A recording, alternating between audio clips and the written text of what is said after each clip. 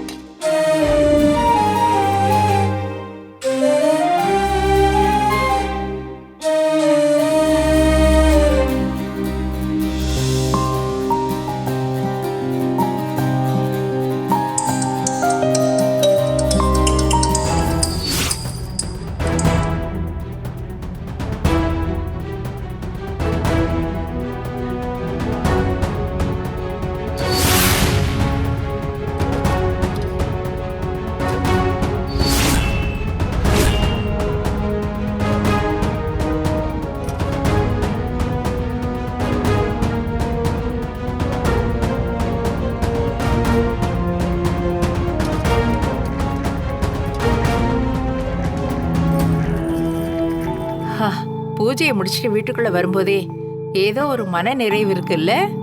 சரியா சொன்னீங்க அத்தை. எந்த குறையும் இல்லாம எல்லாமே நல்லபடியா நடந்துச்சு. ஆமா, எல்லாரும் சந்தோஷமா இருக்காங்க.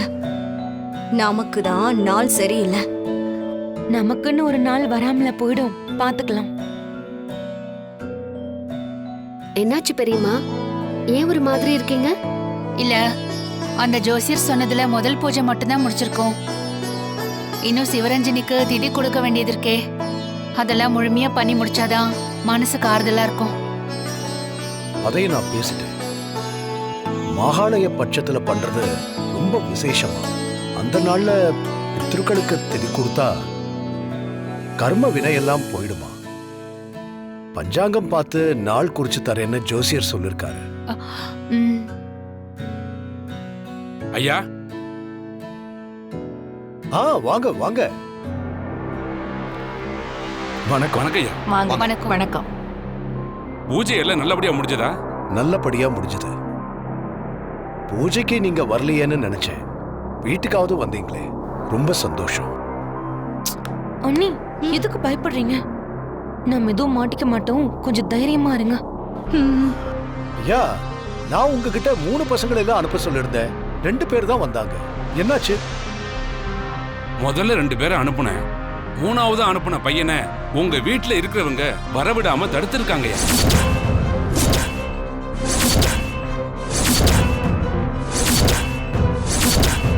யாருன்னு சொல்லுங்க ஐயா. கடத்துறவங்க யாருன்னு அடையாளம் காட்டத்தான் அந்த பையனே கூட்டி வந்திருக்கேன். சரி, கூப்பிடுங்க. தம்பி. ஐயா. பாப்பா. பார்வதி.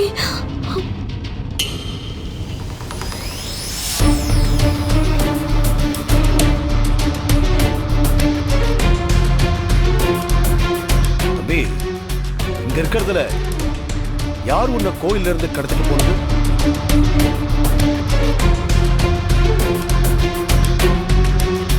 அவங்க தாங்க ஐயா.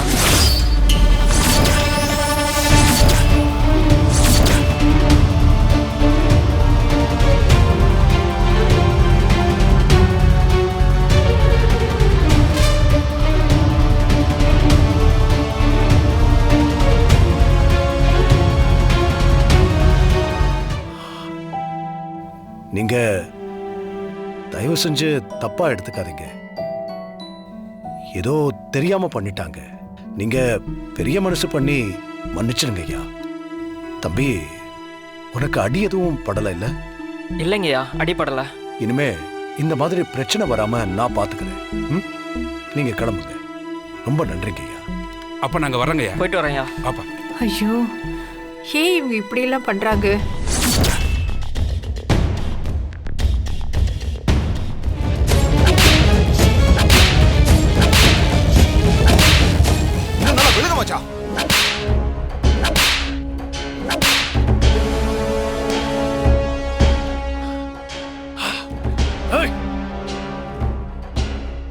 உன்னை நான் அடிக்க மாட்டேன். அண்ணா அண்ணா நீங்க தானே அடிக்க கூடாது. ஆனா இவளை கட்டின புருஷன் நான் அடிக்கலாம். கொடுங்கண்ணே, நீங்க போங்கண்ணே, நான் பாத்துக்கிறேன். போங்க. ஏண்டி நானும் இன்னைக்கு திருந்துவேன் நாளைக்கு திருந்துவேன் பொறுமையா பாத்துக்கிட்டே இருக்கேன்.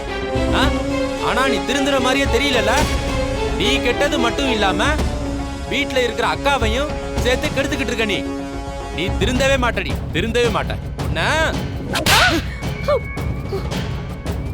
என்ன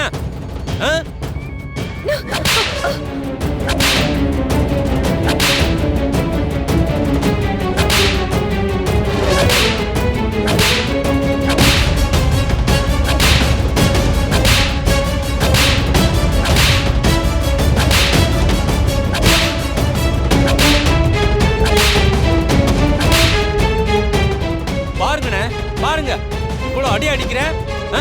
குத்துக்கல்லாட்ட நிக்கிறா பாருங்க. இவெல்லாம் எவ்வளவு அடி அடிச்சாலும் திருந்தவே மாட்டானே.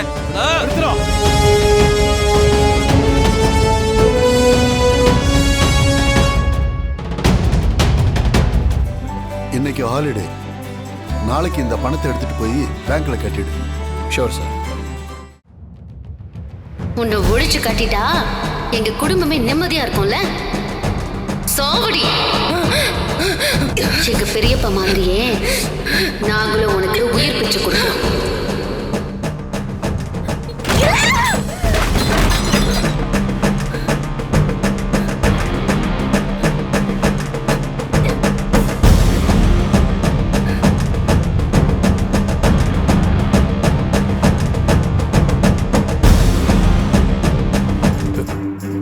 தங்கச்சி என்னமாச்சு? மேடம் ஏதாவது கெட்ட கனவு கண்டீங்களா? கனவுலாம் இல்ல, கண்ணை மூணால இந்த மாயா தான் வரா. அவ விட்ட சவால் தான் எனக்கு ஞாபகம் வருது. அம்மா, மாயா அப்படித்தான் ஏதாவது பண்ணிட்டு இருப்பா. நீ எதுக்கு அவளை நினைக்கிற? நீ உன் மனசுல இருந்து அவளை தூக்கி போட்டுட்டு நிம்மதியா படுத்து தூங்குமா. அவளை அடிச்சு உட்கார வைக்கிறதுக்கு வேற ஏதாவது சந்தர்ப்பம் கிடைக்காமலா போயிடும். கிடைக்கிற சந்தர்ப்பத்தை நாம சரியா பயன்படுத்தலையோன்னு தோணுதுன்னு. என்னம்மா சொல்ற? இல்ல, இதுக்கு முன்னாடி ரகுராம் குடும்பத்தை பழி வாங்கணும்னு ஏதாவது பிளான் பண்ணுவோம். அது ஏதாவது ஒரு வகையில அவங்க ட்ராக் பண்ணுவாங்க. இப்போ ரகுராமுடைய வீட்டு பத்திரமே நம்ம கையில இருக்கு. அதை நம்ம சரியா எப்படி பயன்படுத்த போறோம்?